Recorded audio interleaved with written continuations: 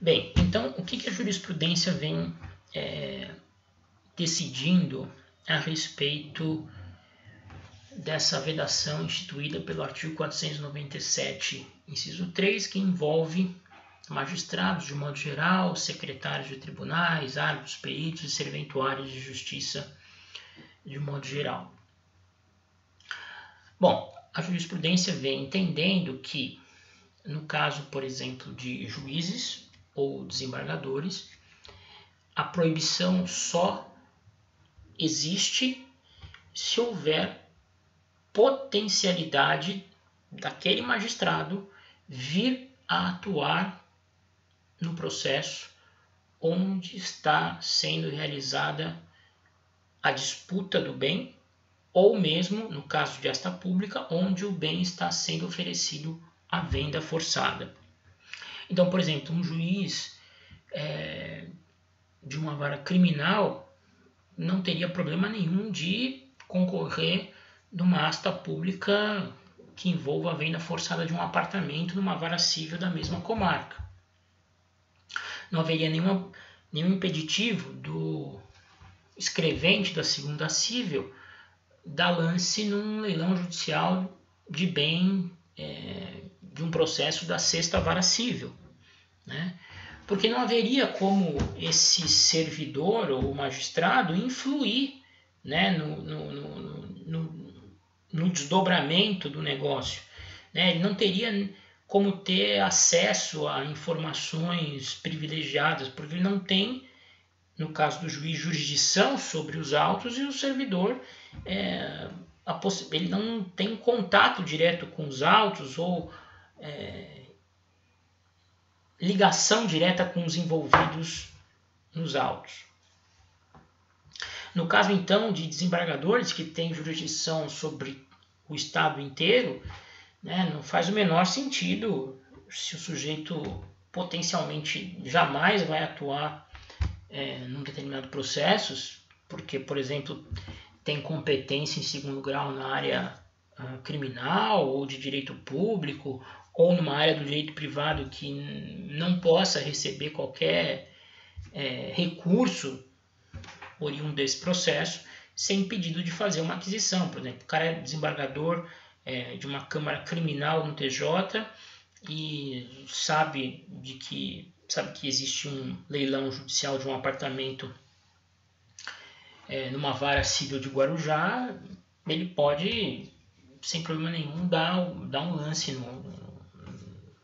nesse leilão, a fim de tentar adquirir o imóvel na asta pública, né? Ele não vai ter como obter informações privilegiadas porque ele não tem competência sobre aquele tema e não se justifica essa proibição, porque senão ele não pode adquirir bens no estado inteiro que estejam de alguma forma em disputa, em litígio.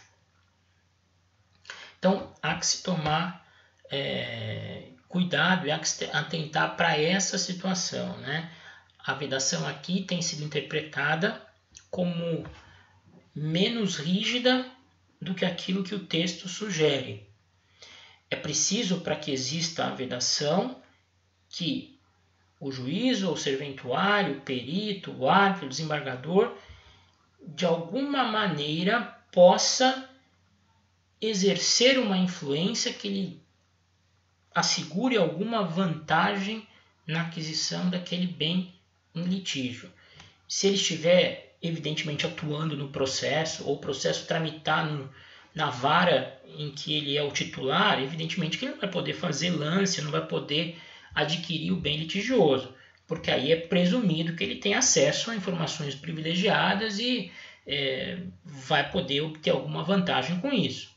Agora, se o juiz ou o serventuário não tem nenhum poder, nenhuma atuação junto ao juízo onde o bem está sendo disputado, onde há designação do leilão ou praça judicial, a jurisprudência tem flexibilizado e afastado essa vedação do artigo 497, inciso 3.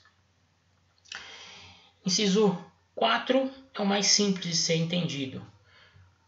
É vedada a aquisição, ainda que em asta pública, pelos leiloeiros e seus prepostos sobre os bens de cuja venda estejam encarregados.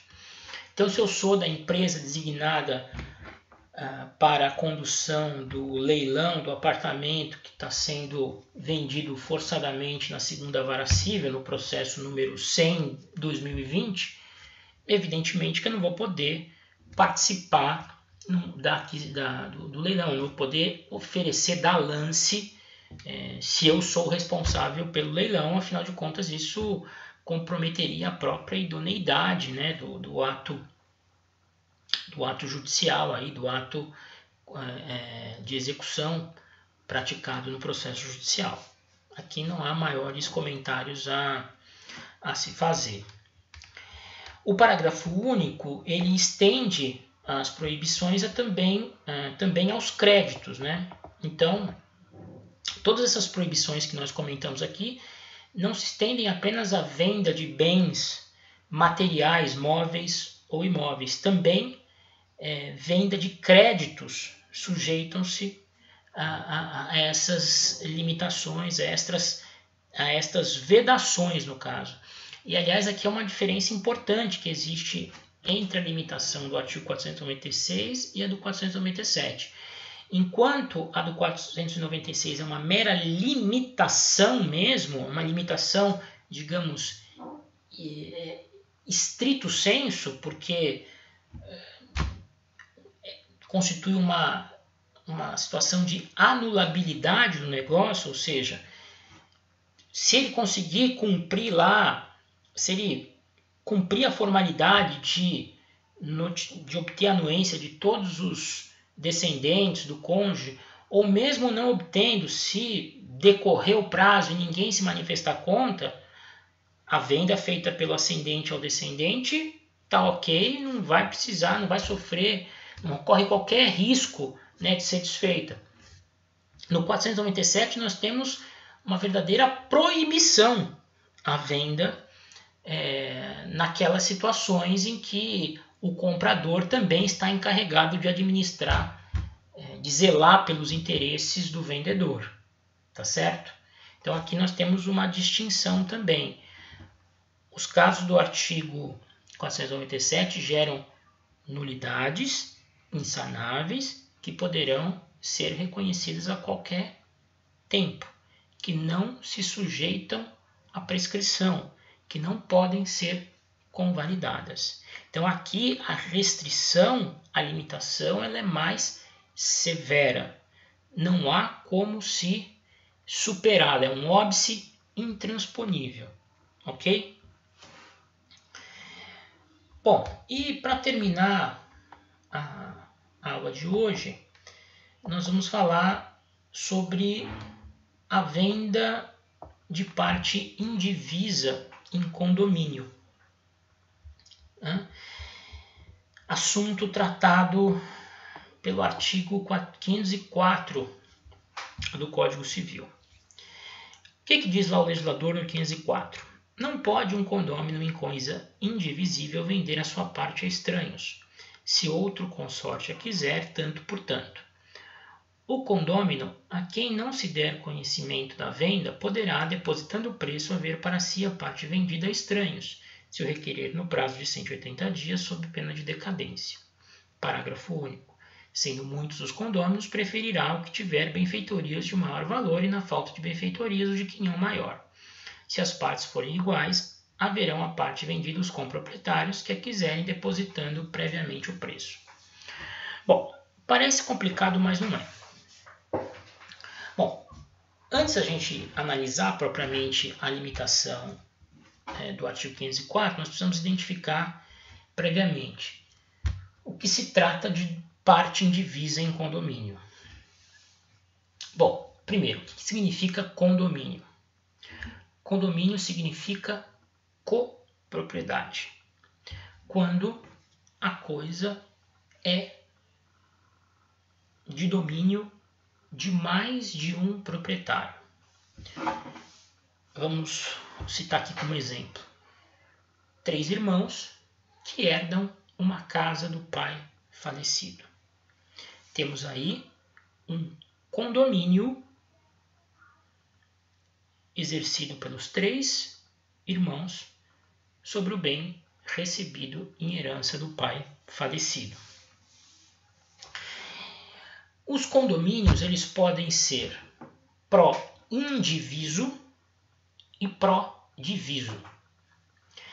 O que significa isso? Todo condomínio, como regra, é pró-indiviso. No condomínio pró-indiviso, cada condômino é titular de uma fração ideal sobre a coisa. Alguns preferem chamar de quinhão ideal sobre a coisa. Sempre que o bem objeto do condomínio for indivisível, o condomínio será naturalmente pró-indiviso, porque a coisa não admite divisão. Então, cada condômino terá direitos sobre uma fração ideal sobre a coisa. É o caso do nosso exemplo. A casa é um bem indivisível. Os herdeiros a receberam por força da herança e tornaram-se coproprietários, condôminos desse bem indivisível. Formou-se ali um condomínio pró-indiviso, cada um titular de 1/3 ideal sobre a casa. Se o bem objeto do condomínio admitir divisão, ou seja, se for um bem divisível, e os condôminos conseguirem chegar a um consenso e atribuir a cada um uma parte certa e determinada da coisa, que ficará como de utilização exclusiva para cada condômino, aí nós teremos o chamado condomínio pró-diviso, né? Que pressupõe coisa divisível e acordo de divisão entre os condôminos. A limitação instituída pelo artigo 504 aplica-se apenas às coisas em condomínio pró-indiviso, que são esses condomínios em que os condôminos têm apenas uma fração ideal sobre o todo.